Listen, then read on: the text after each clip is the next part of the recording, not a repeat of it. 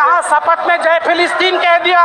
मुझे तो डर इस बात का है कि वह दिन भी दूर नहीं जब आप में से कोई यहाँ जय पाकिस्तान भी कह दे। जय भीम, जय मीम, जय तेलंगाना, जय।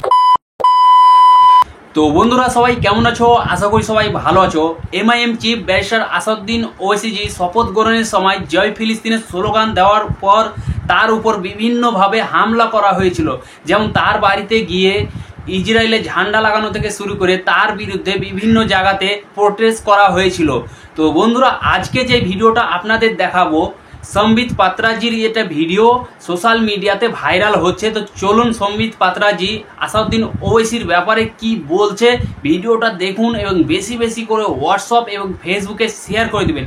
বন্ধুরা আমরা একটা হোয়াটসঅ্যাপের নতুন চ্যানেল ক্রিয়েট করেছি। যদি এখন পর্যন্ত আপনারা আমাদের এই হোয়াটসঅ্যাপ চ্যানেলটিকে ফলো না করে থাকেন তাহলে লিঙ্ক ভিডিওর ডিসক্রিপশনে দিয়ে দিব।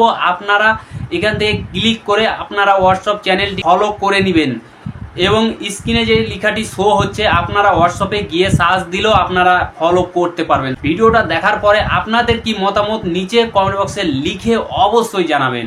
भी कह सकते हैं आप लोग धिक्कार का विषय है, धिक्कार का विषय है। यदि आप जय फिलिस्तीन कह सकते हैं, यहाँ पर जो संवैधानिक प्रक्रियाएं हैं उसको ताक पे रख करके आपने जय फिलिस्तीन कहा।